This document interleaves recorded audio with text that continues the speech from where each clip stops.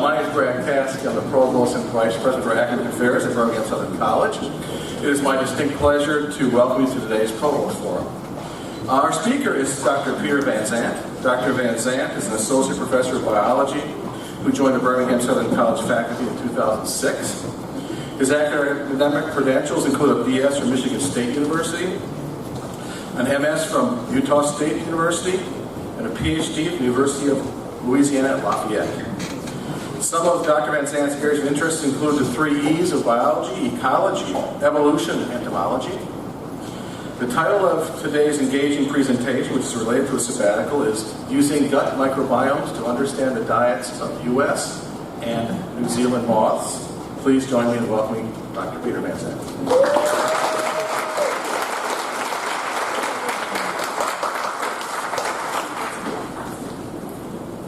Thank you for the introduction. I am not used to using one of these things, so hopefully it's not too loud. I don't know that I have control over that. I'm going to use the 3 E's at some point in the future, but probably not today. Thank you everybody for coming out here. I have to say that this is something that I've been dreading for a long time. This is a terrifying experience. It's something that I like a lot, and it's material that I enjoy a lot, but being in front of a big group of people is not the thing that I always like to do. I was the person that always wanted to sit in the back of a room, not be in the front of the room, yet here I am. It's a terrifying experience for lots of reasons. If you look in the front of the room, there are a whole bunch of faculty who have given some of the most fantastic Provost Forum talks, where they are recounting what they do on their sabbatical. And I often sit in the audience of those talks and I think, oh my God, I'm never going to be able to do anything like that. I better not get a sabbatical. And then I got one. And then so this is awesome. It's not working. So this is before the place filled up. So here we have a bunch of engaged faculty, and now it's a lot more full. And I took a placeholder picture of this yesterday with just empty chairs, and that made my heart race. So it's a scary proposition to stand in front of you. And it's a scary proposition because we've got a whole bunch of people in the front who know a bunch about academics and about sabbaticals, and they're my peers, and they've also given these great talks that have really raised the bar. And then there's the audience in the back, which is the students. And the tough part about giving this talk is it sort of really forces you to confront the main thing about giving a talk or writing a paper or giving a lecture. You need to know your audience. Well, I've got 2 very distinct audiences. I've got a whole bunch of students who are here for extra credit. Also maybe because they love moths like me, and that's great. I'm happy to have you here. But then there's a bunch of faculty. And so these 2 audiences are very difficult to try to address at the same time. So I'm going to ignore the people in the front row. And I want to direct this talk almost entirely towards the students. So, students, here's what a sabbatical isn't. If you look up what a sabbatical is, oftentimes it's things like, you can go to have a vacation, you need to take time off of work. That's not what a sabbatical is. It's not hanging out on the beach. It's not leaving work for good. Sabbatical has to do with this figure. So a while ago when I had time, I didn't think I had time, I was really stressed out. But when I thought I had time and I wondered where all of my time went, I actually developed a file called Where Does My Time Go? Because I was curious. At the end of the week I wasn't getting everything done. And so, being the data geek that I am, I sat down and said, all right, I'm going to record every 15 minutes of everything that I do during a typical week. And then I'm going to see, where's my time going? And I tell other people that are friends and family of mine that, I teach 9 hours a week, and they're like, oh, you got the easiest job in the world. Well, yeah, there's the in-class in front of people, but then there's the class prep, and there's the grading and dealing with all the emails, and student meetings and committee meetings. And what's happened since I did this several years ago is these have expanded, and this has shrunk down to gone. And you know what we're graded on, sort of evaluated on as faculty? Your teaching, your service to the college, and your scholarship. And if this gets squeezed more and more, you don't have the ability to do scholarship. And so what a sabbatical is sort of a relief from all the duties of what you do on campus. And potentially, it's to focus on that scholarship piece of your job. So it's not really vacation. It's you get to do the thing that you are sort of passionate about. And for me, that was moths. Of course, there is a little bit of relaxation time, because you do need time away.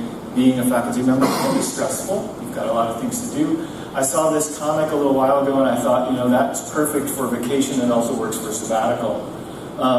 Leading up to any kind of big trip, my stress level definitely does this, and then you got to leave because that's when the plane is going, and then it crashes. And then you go through several phases along the way, most of them focusing on email. And then this phase, I got to tell you, during sabbatical, I think we all have gone through that a lot, and it's actually more than just right towards the end. But then you go back, and you know your department is, disintegrating, and then you find yourself being a department chair. And I think I've got a new level of normal that's up here, not the baseline from before. And I have this watch that actually, many of you probably have this too, that actually tracks your stress level. And here's my stress level. I don't know whether you can see this leading up to my sabbatical, but it does the same thing. See how it ramps up? This is as the semester is ending. I know students go through this too, but so do us faculty. So right before sabbatical, this is the summer when I got to do research with a couple students. Look at how my stress level crashes. Right now, it's pegged at the top. Okay, so that's kind of what a sabbatical is and isn't. Here's how you go about getting a sabbatical. First thing that you have to do is you have to be promoted. Yay, that's cool when that happens. Then you have to propose some genius idea. Now, genius is relative. In my case, we're going to be very flexible with that word, but you have to propose an idea of something scholarly that you'll work on. Then you have to have it reviewed by this committee called the Faculty Development Committee. That committee then evaluates whether that's a good proposal or not. And it's tough for them because they don't really know what you do and what your field is. And you have to run it by a group of your peers. Let's explain this line photo. And you know, this can be a grouchy group. And sometimes, on average, a quarter of them aren't paying attention at all. They have no idea what you're doing. So in my case, you have your proposal rejected by the Faculty Development Committee, and then you sell it for 2 years, and then you propose another genius idea. Again, we'll be liberal with the use of genius. You fund the idea yourself. A lot of my friends thought, oh, isn't it awesome that you're going to get paid to go to New Zealand? No, that's not how it works. You get somebody to fund it, or you fund it yourself. You actually do the scholarship part. That's what I'm going to talk about kind of today. You report back to this group of early individuals, and then this gets us up to where we are now. After this, I feel like I've earned my sabbatical. So what I want to talk to you about, students primarily, is where do these genius ideas come from? And sometimes there's this mythology, this lore about the sciences or any area of genius ideas. You just sort of stumble upon it, right? It like hits you in the face. And you're lucky if that happens to you, like the discoverer of penicillin. He was a little sloppy in the lab, and he let his plates go, and then he found out, hey, there's this fungus that's killing off my bacteria. And he was, hey, I know what that could be used for. So sometimes you stumble into these ideas, and there's this lore that this happens, but it's relatively rare. There's another guy that I'm a real big fan of named James Burke, who wrote some books, made some series. One of them was called Connections, another one is called The Day the Universe Changed. And his idea is that, no, this is actually quite common. That these really good ideas don't come from one individual who is genius and working in isolation. These good ideas come from a person who is working for their own self-interest, for profit, just because they're curious, because religion tells them that this is the thing that they should be working on, and they make some tiny contribution. And this is going to be a point that I want to come back to multiple times today. They make a contribution for their own self-interest that draws from lots of places. Some of these places have no apparent obvious connection to where they're coming from for this idea, and then that idea spreads out in lots of different directions as well. So, what that means is, when you come up with an idea, you don't know all the shoulders of giants that you're standing on necessarily, and you don't know where that idea is going to go. Let me give you one example that Bert features in one of his books. There's this problem that people were faced with in the 1500s, that when you dig a mine deep enough, the water comes in, and so you have to get the water out. And I'm not kidding that some of the technology of the day was you stick a rag down there, and then you drag the rag up, and you bring it out, and you put it back down in the hole. That's the technology. Then after a while, they developed vacuum pumps. And these pumps would go down into the water, they would draw out the water, and the pumps got bigger and bigger, and the machinery got better and better, but what they realized was there's a limit. You can only draw water up 32 feet. It presents a problem for miners, because then you can't get the water out. So what they would do is they would draw it up 32 feet, dump it out, draw it up 32 feet, dump it out, and then you get it up that way in multiple steps. So people were curious about that. What's so magical about 32 feet? The greatest minds of the day were attracted to this problem, not necessarily to solve the problem, but just because they were curious. That led to a group of people theorizing, why is it that water can only be drawn up 32 feet? One of the solutions that was proposed was not just one fluid we're talking about here. Air has a fluidity. It has a weight, which is something people hadn't thought of before. So they reasoned that if air is thick down at low elevations, then we take it up to high elevations, air should be thin, the pressure or the weight of that air should actually be less. So they devised an experiment where they took a column of something that was quite heavy and they took it up a mountain. And they actually took the first air pressure measurements. Not necessarily to solve the problem of mines, but to answer a question. And that's led to the invention of the barometer, which we use to predict weather, which currently is saying Thursday is going to be a terrible day to go out in the field. And it also leads to this science and lots of other things of respiratory physiology. So these connections come from multiple places. They are moved forward by people with a variety of interests, and they lead in all sorts of directions. So here's the outline of today's talk. I'm going to talk about moths a lot. I'm going to talk about moths and butterflies because I'm assuming you don't know a lot about them, and if you do, I'm sorry if I'm insulting you. I'm going to talk about the ecology of moths. I'm going to talk specifically about one aspect of their ecology, their pollination roles. And I'm going to talk about the bacteria that they have both here and in New Zealand. And surprisingly enough, no one drew that specifically about me, but man, other than the hair color, that's a pretty close resemblance. So, overview of some butterflies and moths. This is a moth that we have here in Alabama. It's one of my favorites just because, how could it not be? In North America, you may or may not know this, but there's about 12,000 or so described, so there are names put to them, described species of moths and butterflies. About 90% or so of that number is moths. Most of the things that are in this group, the butterflies and moths, most of them are moths. Very few of them are butterflies. In Alabama, we have no idea how many we have, which is kind of mind-boggling. Everybody knows what a moth is, but nobody knows some of the most fundamental things about them, like how many do we have? In Georgia, where we've got our closest estimate, there's around 3,000, so we probably have 2,700 or so in Alabama. So there's a lot of them. They're ubiquitous, which means they are all over the place. You can find them wherever you go.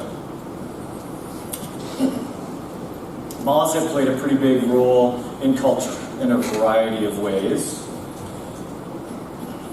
There was actually quite a bit of espionage and spying and almost warfare about the ability to use moths to produce silk. If you've ever worn silk, you've worn the threads from a pupal case of one particular species of moth that has been domesticated. Sometimes on Facebook, if you're one of those people, you've seen this particular image, which is not an actual moth, but it's something that someone has made out of felt, and then people circulate around saying, oh my god, that's the biggest moth I've ever seen. If you are daring enough to do a search for moth tattoo, you may want to consider having safe search on. There are millions of moth tattoos out there. Why? I don't know. I mean, I think they're cool, but does everybody really think they're that cool? And then, of course, there are all sorts of moth-related memes. This one I love particularly. And although not all of them are necessarily fair to the moth, they're all pretty funny. Again, I didn't make that. It's the same shirt.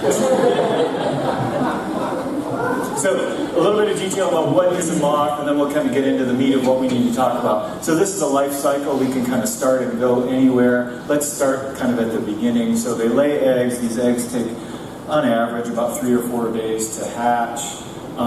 Those eggs turn into caterpillars. This is one of my favorite caterpillars. It's sort of my gateway caterpillar that got me into the study of moths. It's known as the convict caterpillar for sort of obvious reasons. It eats cahaba lilies, which is a plant that we have around here in the Cahaba River. That caterpillar grows for about 3 or 4 weeks, eating these plants. It then pupates, and then during that phase, it goes from this majestic caterpillar into that equally majestic moth. And it all does that during this pupation phase.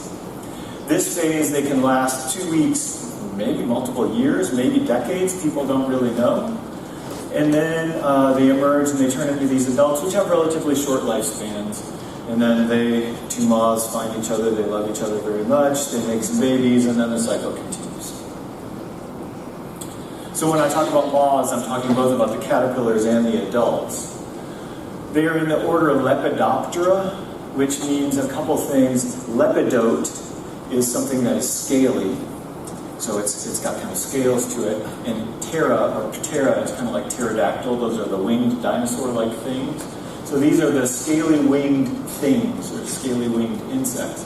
And if you look at this Luna moth up really close, you can see that there's some sort of pointillist design to this. There's all sorts of these tiny little scales, and each one contributes to the overall pattern.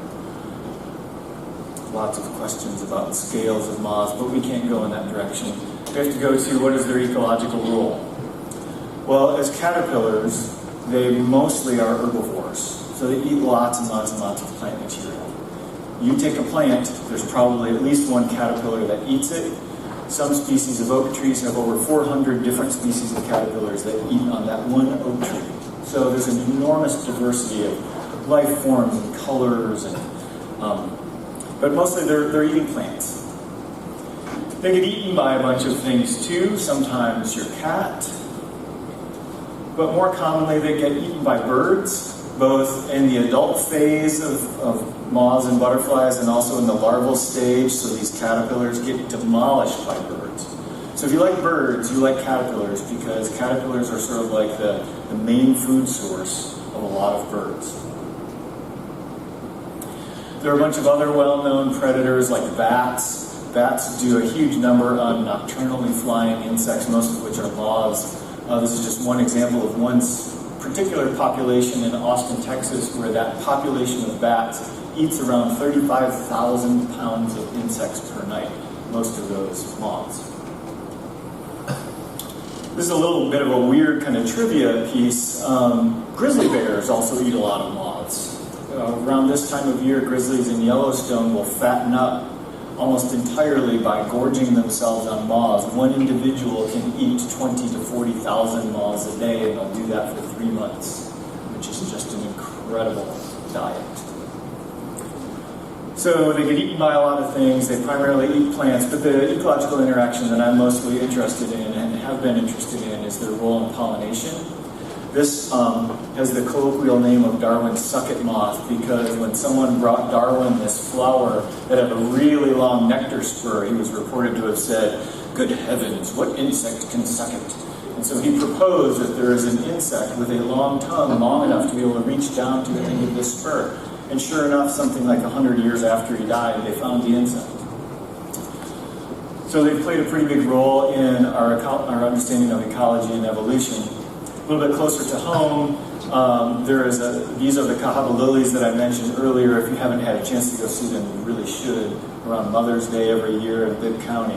They're a spectacular flowering plant. They take over kind of the whole river. Many of us know a guy named Randy Haddock who sat out in this stream overnight watching these plants to try to figure out who the pollinator was. Turns out it's this particular moth species. So moths are thought to be sometimes very important pollinators. They pick up pollen from the plants that they're on, they transport it into other plants, so they allow the plant to have sexual reproduction. Moth feeding and moth pollination is generally understudied in large part for some pretty basic reasons. They're active at night. You can't do research easily at night because you can't see anything. Moths don't care about that. They're doing just fine, so they're hard to work with. They're difficult to identify, and they have an incredible high diversity, like I was saying. So this presents a challenge. How do we figure out what moths are actually pollinators? Again, it's pretty much not known. In a paper that I and a bunch of colleagues and former students worked on, we kind of proposed a bunch of different methods for how you might go about studying what moths are actually pollinators of plants. And I'm not going to go through all these things that we feature in the paper. I would love to talk to you about it in detail later, but I'm just going to focus on this one, number 2, and this one, number 7, for today. So method number 2, you just swab the face of a bunch of moths. What that means is you set out these traps. I've got a couple students from several years ago. You collect the moths, you pin them, you identify them, you have to manipulate them, you store them. Then you rehydrate their proboscis, which is like their mouth, kind of. So you rehydrate it so it's flexible. Then you swab it with this little piece of glycerin jelly that's got some stain on it, so you rub the face of the moth. And then you do that under a microscope. That's what a moth face looks like. So if you are a mothophobe, and that's a real thing, you're having nightmares now. I'm surprised you're even here. And then you look at that slide that we've made under a really nice microscope. And if you're lucky, you see, hey, there's pollen grains there, and we can determine what plant that might have come from. So that's one method that we've used, and I've used with a bunch of research students, and we've started to gather a whole bunch of these relationships. And we've discovered that, hey, this moth in Alabama pollinates some plants, or it's carrying pollen on it. This moth in Alabama, oh look, it's got pollen on it, it's probably a pollinator too. And I had a student that came to talk with me, Alafi Amin, who's graduated maybe last year. He was an education major, and he also wanted to get a little bit more experience in working with moths, or in doing scientific research, and he wanted to work with me. And I said, well, you know, I've got like this one project that I have a lot of students do. It involves swabbing the faces of moths. And so we were sitting out one day on the chairs on campus, you know, the big leaf chairs. And I don't know how well you can see this, but poor guy has lost his torso from sort of here on down. We tried to stage this photo, and he couldn't do it, so I had to do a little bit of photoshopping. So Alafi, but this is an artist rendition. So Alafi and I were talking, and we were like, well, you know, here's what we typically do. And he asked just a very simple question, a very naive, student-focused question, and I mean that in a very good way. He said, is there any other way that you can use to study moths and what they eat? What else do they eat anyway? And I said, I'm not quite sure. And so we talked a bunch about different ideas, and we came up with an idea that we both thought was genius. I was just really enthusiastic about this. And this is what I'm going to talk to you about today. So remember that sort of genius idea? That's when it happened. Why did it happen? Because I was interacting with a student. So one of the points that I'm going to try to make over and over again is students. This is a very important thing. Interact with your professors. You can get a lot out of it, but they can too. What I liked about this idea, which I'll tell you about in a little bit, is that it didn't just help us potentially with figuring out what moths are pollinators. It helps us with some other issues. What else do moths eat? Well, we know from butterflies, who are related to moths but a little bit different, that some of them will visit dog poop. Yep, that's dog poop. Some of them will visit dog vomit. Some of them are attracted to, this is a dead squirrel. Here we have a vampire moth which drinks the blood of people. Here is a moth or a butterfly that is feeding on rotten fermented fruit. Here are a couple individuals of one species of moth that is piercing fruit, and so it's fresh fruit and they're able to pierce the skins of it. Here we've got a moth that's drinking the tears of a bird, and a whole bunch of individuals that are drinking the tears of some large farm animal in Indonesia. If you are prone to moth-related nightmares, this stuff is probably going to stick with you. We don't have these here, nor do we have vampire moths, but they do exist in the world. So this idea I liked because it doesn't just help us solve this, but it might help us figure out what else do these things eat. And you would think that with something as common and ubiquitous as moths, we know everything there is about them, but it turns out we don't. We know very, very little, because why would you care? So the idea that we came up with together was centered around this idea of the microbiome. So I don't know whether you know this or not, but you've got roughly a half a gallon of bacteria inside of your digestive system. Think about that for a second. You're lugging around all these bacterial cells inside of you, and then you've got a whole bunch on you as well. And those bacteria on you, this is gross, but I've got bacteria from me on this thing. And there's bacteria from this thing that has been transferred to me. I've got bacteria inside of my gut. You, in the chairs that you're sitting in, you are picking up bacteria from those chairs. You are leaving some of your bacteria behind. So this is evidence of contact between two things. So I got interested in the human gut microbiome through a connection with somebody at UAB because I was a fecal transplant donor. Happy to talk to you all about it. It was an awesome experience, and I'm not being facetious about that at all. But I got very interested in this process, and it made me think, oh, I wonder if I could use that for moths. And the person that I was working with, a guy named Casey Morrow at UAB, said, yeah, let's do something with that. So we started trying to address this overall question. Can we use the moth gut microbiomes to determine their feeding sources? We suspect that they might eat from a bunch of different types of food. Can we use their bacteria to be able to determine that? So to address this main sort of question, there are a few sub-questions that we had to address. First of all, if a moth is eating some bacteria, doesn't it just digest it and then it's gone? Maybe we can't use that, so that's kind of a fundamental question. And then the other two questions are ones related to this figure. And this is probably one that you haven't seen before, students. So I'm going to talk to you about how to interpret it. We don't need to go into the statistics behind it, but just how to interpret it is this particular dot is a bacterial community. Here is another bacterial community from a different sample. Here's another bacterial community from a third sample. So each one of these represents a community, so a whole bunch of different species of bacteria. And the idea is if 2 points are very close to each other, then those communities are very similar. And if 2 points are very far apart from each other, then that means those communities are very different. So it's very easy to interpret. If you cluster together, those are all fairly similar. If these clusters are far apart, then they're probably quite different. So if food sources had characteristically different bacteria, we might see something like this. Oh look, I sample a whole bunch of flowers, and the bacteria from those flowers are all sort of close together. If I sample the bacteria of a whole bunch of dead animals, then I would expect those bacteria communities to all be fairly similar, etc. And then, if a moth came along and drank from this flower, maybe I could look at their microbiome and see, hey, you've picked up some of the bacteria from this community. And so now your guts look like... So the moth comes along and it samples a flower or some sap or a piece of nice fresh dog poop, and it picks up some of those bacteria, and maybe now the bacteria of that moth resembles that bacterial community of the thing that it's been feeding on. So that's the idea. The first question we had to address, and I did this with a student named Chad Hartley, who's now gone out to pharmacy school. We went out to the Birmingham Botanical Gardens and took nectar from a bunch of plants. Chad cultured them on petri dishes. He grew up some species of bacteria, and we fed those bacteria to moths that had pretty much sterile guts. Chad dissected them with very, very small implements. Here is a moth whose gut has been dissected, and you can see it's kind of red because it's picked up all the nectar from that drinking cup. And then we plate what's in its gut out on a plate and go, hey, that's the same bacteria we started with before.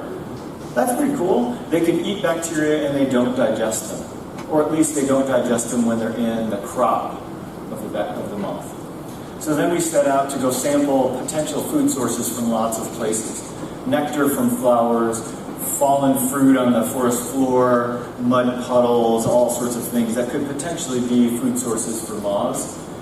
We and kids and students, we went out collecting a whole bunch of adults. Carson and Catherine went out and captured butterflies and moths. We captured them on flowers. We captured them on dog vomit and dog poop. We put live traps out with a bunch of different baits. We went to the Birmingham Zoo and said, hey, can you give us a bunch of different kinds of animal poop? So we had lion poop and rhino poop and tortoise poop, and we put those in traps and see if moths were attracted to them, and they were. We put flowers in there and fermented fruit and all sorts of things. And what you see when you look inside that trap, typically, it's kind of hard to see the way the lights are here, but there's a little moth that's kind of sipping from this fermented fruit mixture. And when you do this here, in the United States, in the summertime, you have loads and loads and loads of moths. Not always, but usually it's not uncommon to have 30, 40, maybe hundreds of individuals of moths. These traps work great. And what's nice about it is if you put dog poop in a trap, yeah, it's stinky, but the moths that are found in the trap the next morning, they were probably there because they were attracted to the dog poop. So that tells us a little bit about maybe their feeding preferences, as twisted as they are. So I've already kind of addressed that first question. The second question is, here's what we might expect. Bacteria of the food sources should cluster together. I should see all the bacterial communities of flowers being similar and all the bacterial communities of mud being similar. That's what we hope to see.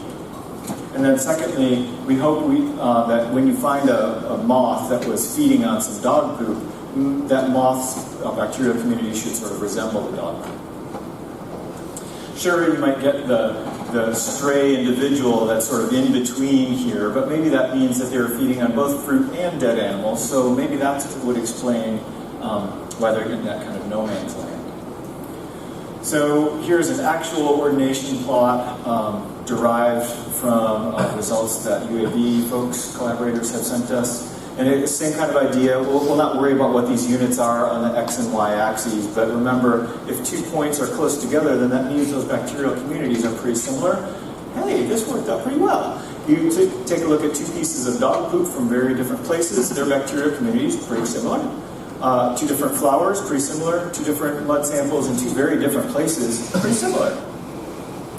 Felt like this maybe was a genius idea, but, really? Dog poop bacteria is like dog poop bacteria, and it's probably going to be different because bacteria do different things. So why would dog poop bacteria be found in flowers? Maybe it's not so genius. Then what happens when we look at the moths or the butterflies that are found on those things?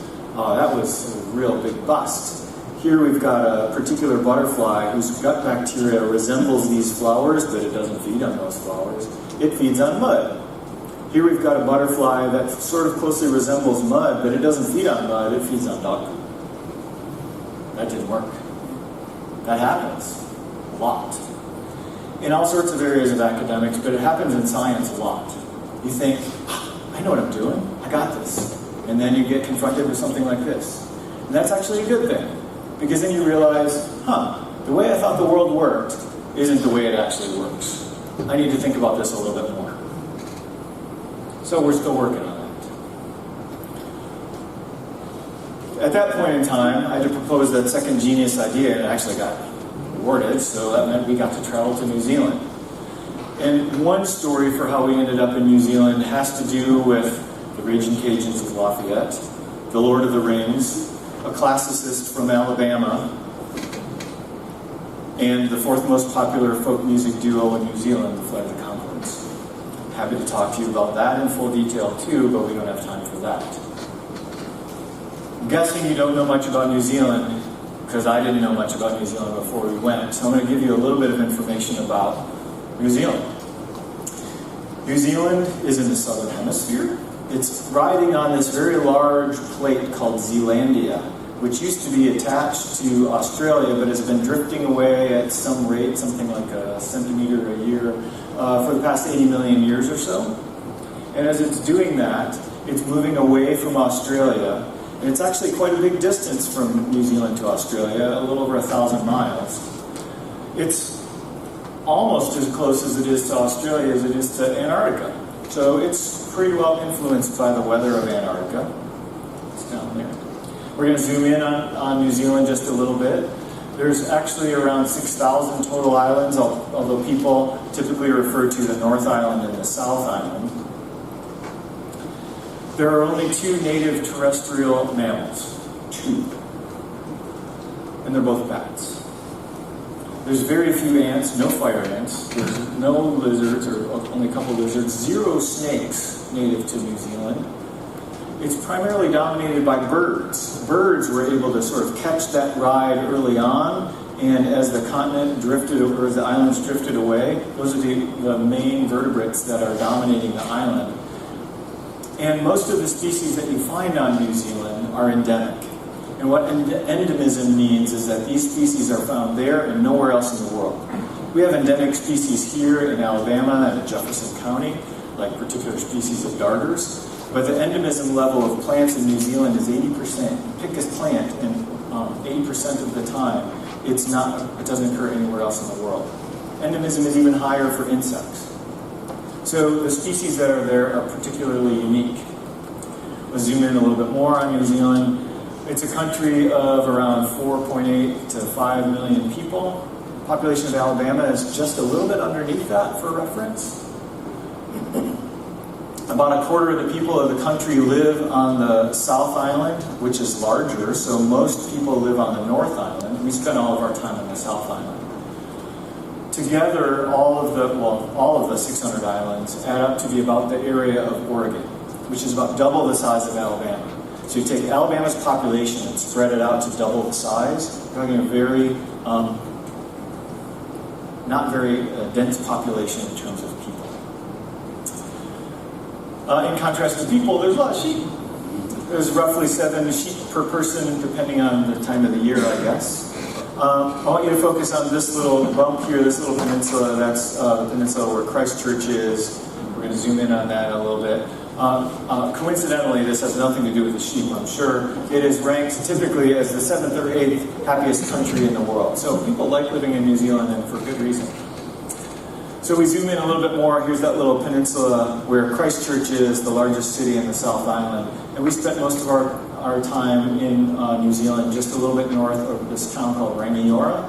And we're kind of out in the middle of nowhere. But ultimately, this is the best reason for why we ended up in New Zealand.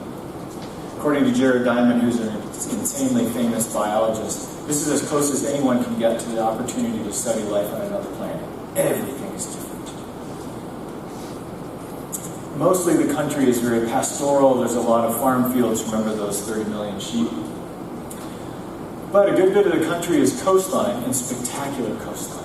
Wherever you are in the country, North Island, South Island, you can't be more than about 80 miles away from the coast. Everywhere, you're close to the coast.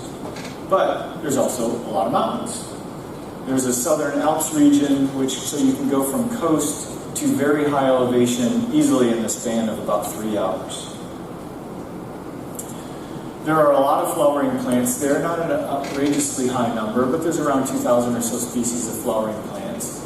Despite the fact that I'm showing you some showy purple flowers and red flowers here, most of the native plants have flowers that are small, white, cream-colored.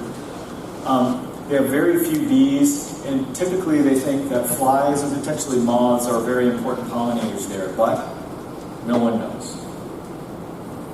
There's a lot of really cool insects in New Zealand. There's a group of moths called the ghost moths. I've studied moths for about 10 or so years in the US. I've never seen one. Ghost moths are the most common kinds of moths that are there. So if you're a moth geek like me, these things are like. And then lots of people have seen these insects called wettas. There's actually about 70 or so species of wettas. They are very large or small. There's a lot of species. Cricket-like ancestors that are very common in New Zealand. They have very few butterflies, but that's okay because I'm focusing on moths. They also have this very iconic, just full majesty effect. When I turn the lights down so you can really get this. They have these spectacular insects called glowworms that form very large populations in these caves. If you look up very closely at them, what they're doing, this has nothing to do with the top, but they're so cool. This is one of the glowworms. It's a fly larva, and it actually fluoresces. It's bioluminescence. And the idea is that it makes all of these threads that are sticky, and then it shines a light in the middle of them. And what happens when you shine a light around insects? Insects are attracted to the light, they get caught in the thread, and this fly larva eats them alive. It's amazing. 3 places in the world where you can see them. New Zealand, Australia, Alabama. If you go to the Dismal Lights, the Dismal Canyons, you get to see these guys in person too. Weird coincidence. Okay, so what are the questions that I tried dealing with when we went across the world? Some very fundamental questions. Can we still apply the same method to New Zealand? The fundamental questions that we had to address first are New Zealand bacteria like the US bacteria? Or are they completely different? Are New Zealand moth bacteria like US moth bacteria? Because remember, moths like us have bacteria in their guts. Do food sources, in other words, does a piece of dog poop in New Zealand have the same kind of bacteria as a piece of dog poop in the US? So are these food sources similar? And do these bacteria differ as we look across different parts of, or these two different countries? I'm going to go through all of those. I used a lot of the same methods as before, but they don't really like it when you take insect collecting traps into New Zealand because they protect their biodiversity, so I had to make these traps on my own. And I swear to you, I did a great and very conscientious job. Here I have one of my traps hanging from a tree that's called a cabbage tree. I filled these traps with fermented fruit and dead animals and dog poop and sheep poop, just like I did in the US. 3 individuals. And the whole time I was there, I caught 3 individuals. I swear to you, those traps work, but not there. Maybe it was too early in the season, maybe I wasn't using the right bait, maybe those moths aren't attracted to things, I don't know, but that part didn't work so well. What did work really well is if I went out and looked at flowers at night, I got lots of moths. So loads and loads and loads of moths attracted to the flowers that are there. Oftentimes you can see individuals just loaded up with pollen on their proboscis. We hiked in these amazing forests that resemble nothing like I've ever seen in the rest of the world. And sometimes you see insects like this. So here is an insect, obviously a bee, but there's another insect that's buried underneath all this stuff on the bark. This long white thread is its anal tube, so it's basically pooping out sugary liquid. And here is a little bit of that liquid, and then other insects come by and sample that. So we sampled that too. I took swabs to see what bacteria was growing on there. I and one of my children tasted it, and it's very sweet. So, first question, are New Zealand bacteria like US bacteria? No! That's kind of cool. If we look at all the different US bacteria that we've collected in our research so far, they form sort of 2 groups, but they're very relatively different from these New Zealand bacteria. Yeah, that's not earth-shattering, but I don't know that anybody's looked at that before. One of the things I like about science, especially the area of science that I do, is finding a niche where no one else has looked at this question before. It's like saying, you know, I want to travel to a place in the world that nobody's been to. It's kind of my very limited sense of adventure. So bacteria in New Zealand seem to be very different than the US bacteria, but with some overlap in like these groups. What about the bacteria that we pull out of moth guts? So if we look at the bacteria in the US, again, sort of 2 groupings, but a little less overlap. We've got a lot of New Zealand stuff over here, a little bit spreading into here, a little bit spreading into here. So if you take the bacteria in a moth's gut in the US, it's likely to be different than the bacteria community in a moth gut in New Zealand. Makes me wonder whether any of these bacteria, like the plants and the insects and most everything else in New Zealand, I wonder if any of those bacteria are endemic to New Zealand. I never know. If we drill down a little bit more, if we take a piece of dog poop in the US, or if we take a piece of dog poop, is that going to have a similar bacterial community to some flowers? And for the most part, no, just like before. Dung tends to be different from flowers in terms of the bacterial communities. Now there is a little bit of kind of spillover, so the bacteria of flowers are kind of similar to the bacteria of fruit.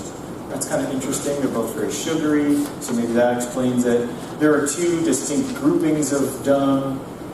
Not really sure how to explain that, but generally these groups kind of hold up. So maybe this is might allow us in the future to say, look, there's some bacteria, it resembles dung, I know where this came from. Last question, do bacteria on similar food types vary by country? So the idea here is New Zealand fruit, those bacterial communities are all fairly similar. New Zealand flowers, all mostly similar, but with some spillover here. US flowers, similar to US fruit, but different from New Zealand flowers. So we're starting to get some groupings that are maybe kind of interesting. Then we've got this big mess over here, which doesn't really differentiate much. But this group is made up of the yellows and the blue symbols here that I've encompassed with this. is made up of the U.S. zoo animals, remember the lion poop and the tortoise poop, U.S. dog samples, New Zealand dog samples, and New Zealand farm animals like sheep and horses. So it's interesting that if you take bacteria from 2 different countries on animals, on animal poop, they're fairly similar. They're different than flower poop or than flower samples and New Zealand flower samples, but they tend to be similar even though we're a world away. So now I want to bring it back. Remember that I'm talking primarily to the students. This idea started with 2 people, a student and a faculty member, talking about how do we address this problem. We drew in areas from forensic science and microbiology, areas that I didn't know much about before, that helped us frame this idea. And then I executed it with a couple students. I did my sabbatical on it this last summer. I moved forward with that idea, and I involved 9 students in that same research program answering a bunch of different questions, 9 different questions. And they all worked together to try to solve a bunch of these fundamental type questions, all related to moths and feeding. So this kind of elucidates this idea that a sabbatical is not just vacation. It's something that allows you to influence the teaching and the research that you do with future groups of students. It also shows that if you take a particular interaction between a faculty member and a student, that it can have influences not just for those 2 people, but for other people in the future. The students from this summer, this is just a sampling of them, presented their research at the RISE 3 poster symposium over the summer. All of them had really interesting research projects that I hadn't thought of, and they found out things that I didn't know and no one in the world knew. I think that's a pretty cool aspect of doing science. So I want to encourage you students to interact with your professors. Don't just think about it as something that can help you, think about it as something that can help them and potentially help people in the future. I want to end with, I've got a lot of people to thank. I didn't highlight all of the faculty members that I needed to thank in this list of colleagues in biology and across campus, but Kevin Drace helped me a ton with developing the methodology for this, so I wanted to call you out individually. I had 2 collaborators at Lincoln University in New Zealand who really paved the way for me to be able to get a lot of these things done. My research and traveling partner, Megan Gibbons, helped this all happen. I never would have gone to New Zealand if it wasn't for her. And I want to put this on your radar. If you want to go to New Zealand, I got something in mind. With that, if we have time and you have interest, I'd be happy to take questions.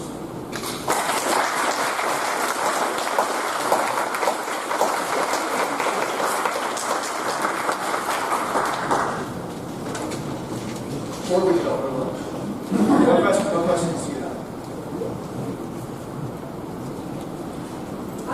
Yes. Speaking of lunch, I'm talking about dung. What's the dung that you had in your teacher there? You had 2 different groupings. There were some that had some bacteria from the variant sample. Yeah, right there. This one. No, back. Yes. Yeah. So you had these 2 separate that dung over by the flowers and dung with one little bit. Up here and down here. Yeah. Did you separate those dung by carnivore, herbivore, or what the dung producer? No. So the question is, for those of you in the back who might not have heard it, I've got 2 groupings of dung. Here, this blue set of triangles and this blue set of triangles with a little bit of dead animals mixed in. Is there any other pattern, like maybe some of these guys might be herbivores and these guys might be carnivores, for example? Unfortunately, and I just got these results back like 2 or 3 days ago, and I haven't fully delved into them. Unfortunately, we have dog here and dog here. So I would like it to be, this is a group that makes sense and this is a different group that makes sense, but it doesn't look like that's going to be the case. I need to look into that a lot. Other questions? Joe? Just speculate a little bit about why there weren't more moths in the traps besides the traps themselves.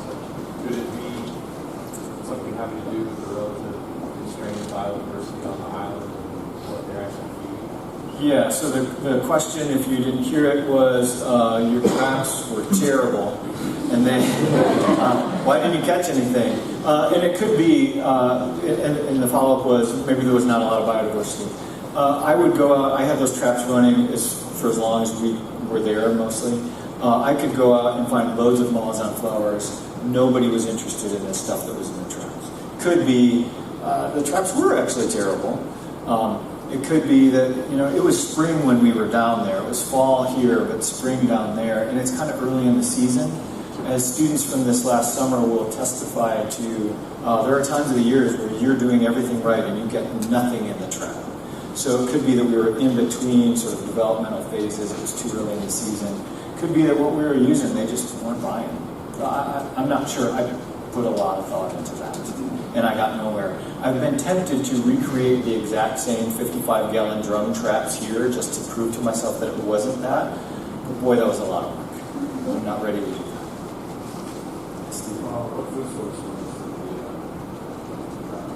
What food source was in the trap? So I put fermented fruit in some traps. I put dead animals in some traps. I put animal poop in some traps. I tried taking some flowers and putting them in the traps. So I tried all the same kinds of things that I've done here in the U.S. that worked, and down there it just flat out didn't. Dr. Stewart. More upon diversity, would that match up the absence of diversity in bacteria? Or Oh, okay. So that's so the question is the diversity of New Zealand is relatively low in comparison to, say, Alabama or a place in the contiguous U.S. Is that matched in bacterial diversity? I will say that one of the terms seems to show a large spread. I'm not sure if that was. Yeah, so there's a few things in that. The spread is not necessarily diversity, it's the components, the makeup of who's in that community. So what it doesn't say in any one of these plots is, if this is a community of bacteria, is that 5 species of bacteria or is it 500 species of bacteria? And in some of the samples that we've looked at where I've actually sat down and said, how many do we have? We have upwards of 700 different species of bacteria in one sample. 200, 300 is not out of the norm. It's typical on islands, especially big oceanic islands, to have diversity be lower. Hawaiian Islands, Hawaii is the state that has the lowest biodiversity, oddly enough. So New Zealand biodiversity being low sort of makes sense. Do I think that there's less bacterial diversity there? I don't know. It's not something that I've looked at with our samples so far. Could be. The thing about bacteria is they can much more easily move back and forth, so that distance of an island is probably less of a barrier for movement around. But it wouldn't surprise me too much to see that there are some endemic species of bacteria there. But I'm not a microbiologist. Yes? Where do you see the future directions of your study going? That's a fine question. It wasn't really a plant, but that's good. So people are here for future directions. What is the future direction? I got to do a little bit better job of taking a few more samples. I've got a student right now who's trying to work on developing indicator species. So rather than all of these things being 500 species of bacteria, is there 1 or 2 or 3 that are indicative of every time we find that bacteria, we know it came from dog poop or dung in some fashion? Is there 2 or 3 species of bacteria that we always find in fruit or that typically indicates fruit? And if that's the case, maybe we can use not whole communities, but just particular species. The other thing that we want to do with that is to try to do some manipulations to see things like students did this past summer. How long does that bacteria stay in the system?